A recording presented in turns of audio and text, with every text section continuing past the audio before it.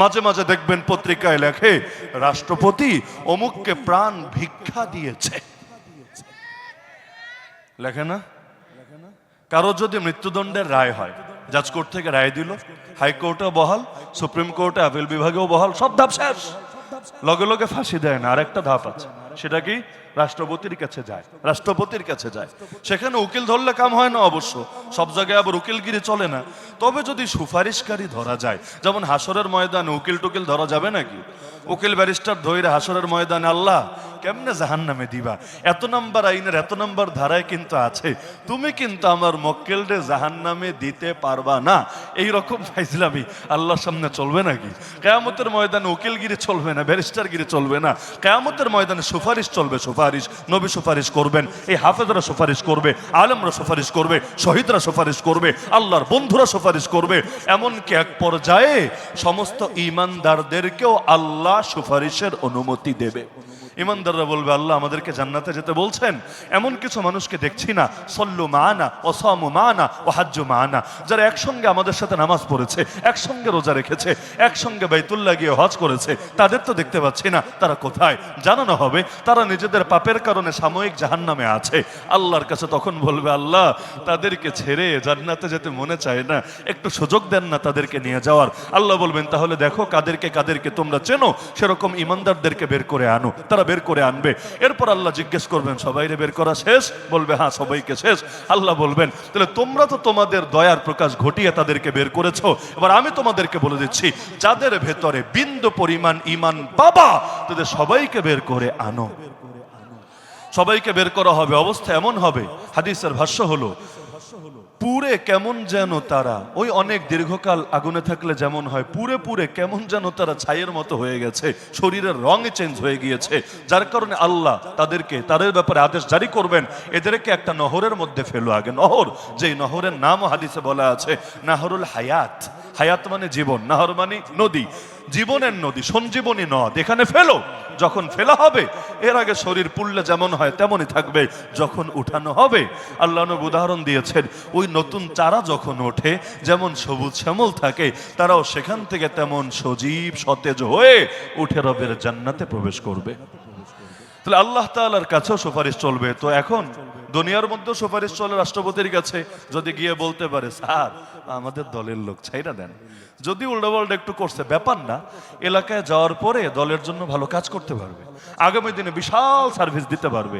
এখন ইসলামের বিধান হলো সবাই সবাইরে মাফ করতে পারে না। মাফ করতে পারে কে? আউলিয়া উল মাকতুল, নিহত ব্যক্তির স্বজনরা। আপনার ছেলেকে মেরেছে, আপনি অধিকার রাখেন তাকে চাইলে মাগনাও মাফ করতে পারেন, চাইলে 100 উট বা তার সমপরিমাণ মূল্য নিয়ে আপনি ক্ষমা করতে পারেন, আর চাইলে তার ব্যাপারে আপনি জানের বদলে জান, প্রাণের বদলে প্রাণ, এই নীতিও বিচারকের কাছে চাইতে পারেন।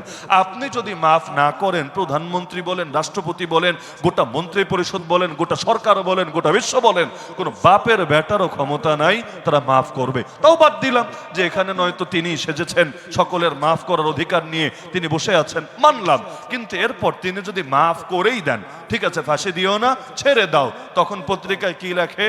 রাষ্ট্রপতি প্রাণ ভিক্ষা দিয়েছে। বাহ, প্রাণের মালিকই তো পারে প্রাণ ভিক্ষা দিতে, তাই না? ভিক্ষা কে দিতে পারে? প্রাণের মালিকই তো প্রাণ ভিক্ষা দিতে পারে, অন্য কেউ দেয় কিভাবে? প্রাণের মালিক বৈশা আছে কি সুন্দর তার গদিতে, বেটা নিজের প্রাণ ভিক্ষা দে সবার আগে, আজরাইল যাতে তোর ধারে কাছেও আসতে না পারে, সুযোগ থাকলে নিজের প্রাণটা ভিক্ষা দে না আগে। বলবে না না ওইটা পারি না, অন্যেরটা পারি ভিক্ষা দিতে। আরে কোনো মানুষই যদি অপর কোনো মানুষকে প্রাণ ভিক্ষা দিতে পারে, নমরুদের অপরাধ কি? নমরুদ তো নবী ইব্রাহিমের সামনে এই কথাটাই বলেছে। নবী ইব্রাহিম বলেছিলেন, আমার রব জীবন দেন, আমার রব মরণ দেন, রব্বি আল্লাযী ইহয়ী ওয়া ইউমীত। নমরুদ বলেছে, আচ্ছা আচ্ছা তাই নাকি, তাহলে আমিই তো তোমার রব, আনা উহয়ী ওয়া উমীত, আমি জীবন দেই, আমি মরণ দেই। ইব্রাহিম আলাইহিস সালাম চমকে উঠলেন, ব্যাক করলে বলে কি? আরে বলেটা কি, মাথা কি গেল নাকি? তিনি জিজ্ঞেস করলেন, কিভাবে? জেল থেকে 2 আসামি ডাকিয়ে এনে একজনকে খালাস দিয়ে দিল আর আরেকজনের কল্লাই ফেলে দিল। স্বৈর শাসকের আবার জবাবদিহির দরকার আছে নাকি? ওর রাজ্যে ওই তো রাজা। এখন কেউ প্রতিবাদ করলে আয়নাঘরে ভরবে, প্রতিবাদ করলে ক্রস ফায়ারে দিবে, প্রতিবাদ করলে গুম করে রাখবে, প্রতিবাদ করলে রয়ের হাতে প্রয়োজনে তুলে দিবে। ওই যুগে এগুলো না থাকলেও কিছু না কিছু একটা তো ছিল এগুলোর বিকল্প হিসাবে। কারো কথা বলার অধিকার নাই, একজনকে ছেড়ে দিল বিচার ছাড়া, আরেকজনকে জল্লাদ ডেকে তার কল্লাই উড়ায় দিল, কোনো ধরনের আর্গুমেন্ট, জবাবদিহি, যুক্তিতর্ক শুনানি সবকিছু ছাড়া এবার নবীরে বললো, এই দেখ আমি জীবন দিলাম, এই দেখ আমি মরণ দিলাম। তো জেলের আসামিকে ছেড়ে দেওয়াকে যদি জীবন দেওয়া বলে, প্রাণ ভিক্ষা দেওয়া বলে, তাহলে আমাদের রাষ্ট্রপতিরা বাদ দেন না? নমরুদেরই তো কোনো অপরাধ ছিল না, নমরুদরেও তো তখন বিশাল মহান মানুষ বলতে হবে। কোন পর্যায়ে শিরকি শব্দ চলে ভেবেছেন? ভেবেছেন? এমনকি হাইকোর্টে শুনানি করতে গেলে উকিলরা বলে ও মাই লর্ড, জানেন না? এখনো বাংলায় শুনানি চলে না, জীবন দিলাম বাংলার লাইগা শুনানি করতে হয় ইংলিশে। এখনো পর্যন্ত হাইকোর্ট সুপ্রিম কোর্ট এলিটদের ভাষা বাংলা হতে পারে না, ইংলিশ চলে। ওই ইংলিশের মধ্যে কি বলে? ও মাই লর্ড, হে আমার প্রভু। অথচ মুসলমানের প্রভুকে কবরের প্রথম প্রশ্ন হইতে এটা, মান রব্বুকা, তোর রবকে? বলবে আমার রব তো জাজ, আমার রব তো জাস্টিস, আমার রব তো চিফ জাস্টিস। এই সমস্ত কথা বললে ফেরেশতাদের মায়ের একটাও নিচে পড়বে, দুই একটা যদি পরে ওইটা উঠায় আবার হাদিয়া হিসেবে দিয়ে দিবে। ভাবতে পারেন যেই দেশে নাকি 80% 90% মুসলমান আছে, তাই না? গর্ব করতে তো ভালোই লাগে। এই দেশে 88%, 85%, 90%, 80%, এক একজন এক একটা বলে। তো যেইটাই ধরেন না কেন, 80% যদি এই দেশে মুসলমান থাকে, এখনো সংবিধানে লেখা আছে সকল ক্ষমতার উৎস নাকি জনগণ। সকল ক্ষমতার উৎস জনগণ, মানেন তো, তাই না? এইটা মানার পর লা ইলাহা ইল্লাল্লাহ পড়তে পড়তে মুখে ফেনা তুলে দিলেও একদম বিনা হিসাবে জান্নাতে যাওয়া যাবে, তাই না? লা ইলাহা ইল্লাল্লাহর মূলেই তো আছে ক্ষমতার মালিক কে, সার্বভৌমত্বের মালিক কে, রাজত্বের মালিক কে? আলা আলিল্লাহিল আলা লাহুল কুওয়া, আর শক্তি তো একমাত্র আল্লাহর। কুলিল্লাহুম্মা মালিকাল মুলক, হে আল্লাহ তুমি রাজাধিরাজ, তুতিল মুলকা মান তাশা, যারে চাও রাজত্ব দাও, ওয়া তানজিউল মুলকা মিম্মান তাশা, যার থেকে চাও রাজত্ব ছিনিয়ে নাও। আরে সব বাদ দেন, সূরা ফাতিহা তো পারেন, প্রথম আয়াতে দেখেন আলহামদুলিল্লাহি রাব্বিল আলামিন। আল্লাহর এক নম্বর পরিচয় দেওয়া হলো তিনি হলেন সমস্ত জাহানের রব। মানব জগৎ, জিন জগৎ, উদ্ভিদ জগৎ, প্রাণী জগৎ, ফেরেশতা জগৎ, সব জগতের রব আল্লাহ। রব কারে বলে? সকল ক্ষমতার মালিক যে, হায়াত যার হাতে, মৌত যার হাতে, নিয়ন্ত্রণ যার হাতে, কর্তৃত্ব যার হাতে, তারাই তো রব বলে। এমনকি আয়াতুল কুরসির মধ্যে আমরা পড়ি আল্লাহু লা ইলাহা ইল্লা হুয়াল হাইয়ুল কাইয়ুম। মানে কি দেখেন, ডিকশনারি খুলে দেখেন, কাইয়ুম অর্থই যিনি সবকিছু নিয়ন্ত্রণ করেন। এজন্য মানুষকে কাইয়ুম বলা যায় না, আব্দুল কাইয়ুম নাম রাখা যায়। কাইয়ুমের বান্দা, কাইয়ুম একজনই, তিনি কে? আরে তিনি কে? আল্লাহ। আল্লাহই ক্ষমতার মালিক। এতটুকু যদি না মানে, এত মসজিদ, এত মাদ্রাসা, আর এত কিছু করেছি, হ্যাংত্যাং করে উল্টে ফেলেছি, এগুলো বলার আর কি অধিকার থাকে? এত মানুষ মিলে যদি একটা কুফরি নীতির ব্যাপারে একমত হয়ে যায়, এর চাইতে বড় আফসোসের বিষয় জাতির জন্য কি হতে পারে? এখন তো ইসলামরাও আমরা বানিয়েছে দলাদলি সাবজেক্ট, এটা অমুকের দায়িত্ব, এটা তমুকের দায়িত্ব। অথচ ইসলাম হেফাজতের দায়িত্ব যে নিজের মনে করে না, সে নিজের মুসলিম পরিচয় দেওয়ার অধিকারই তো রাখে না। আজানে বলে আল্লাহু আকবার, ইকামতে বলে আল্লাহু আকবার, নামাজে বলে আল্লাহু আকবার। জন্মের পর দুই কানে শোনানো হয়েছে আল্লাহু আকবার, মরার পর লাশ সামনে রেখে বলা হবে আল্লাহু আকবার। আল্লাহু আকবার মানে কি আল্লাহ ছোট? আল্লাহু আকবার মানে কি আল্লাহ ছোট? আল্লাহু আকবার মানে খালি আল্লাহ বড় না, এটা বললেও ভুল অনুবাদ। বড় আরবি হলো কাবীর, আকবার মানে বড় না, কাবীর মানে বড়। আকবার অর্থ কি?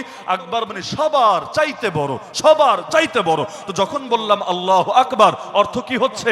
শুধু আল্লাহ বড় না আল্লাহ সবার চাইতে বড়?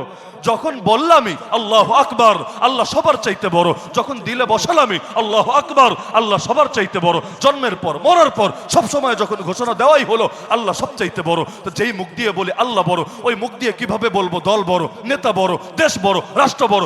সব বড়র চাইতেও যিনি বড় তিনি হলেন আল্লাহ। যার কারণে আল্লাহর জন্য সব ছাড়া যায়, কোনো কিছুর জন্য আল্লাহ ছাড়া যায় না। ইব্রাহিম নবী আল্লাহর জন্য বাপ ছাড়েন নাই, নূহ নবী আল্লাহর জন্য বেটা ছাড়েন নাই, লূত নবী আল্লাহর জন্য বউ ছাড়েন নাই। নবী মুহাম্মদুর রাসূলুল্লাহ সাল্লাল্লাহু আলাইহি ওয়াসাল্লাম আল্লাহর জন্য নিজের দেশ, নিজের নেতা, নিজের আপন চাচা, নিজের আত্মীয় স্বজন, এমনকি কাবা পর্যন্ত ছাড়েন নাই। কোনো কিছুর জন্য আল্লাহরে কিন্তু ছাড়েন নাই। আমার কাবায় থাকা লাগবে, আল্লাহ ছাইরা দিলাম। আমার মক্কায় থাকা লাগবে, আল্লাহ ছাইরা দিলাম। আমার কুরাইশের ভেতর থাকা লাগবে, আল্লাহ ছাইরা দিলাম। এমনটা কিন্তু বলেন নাই। কি হবে কাবায় থেকে যদি শেখ আল্লাহরে নিয়ে চলা না যায়? প্রয়োজনে কাবা ছাড়তে হবে। এটাই আল্লাহু আকবরের শিক্ষা, এটাই আমার নবীর আদর্শিক শিক্ষা।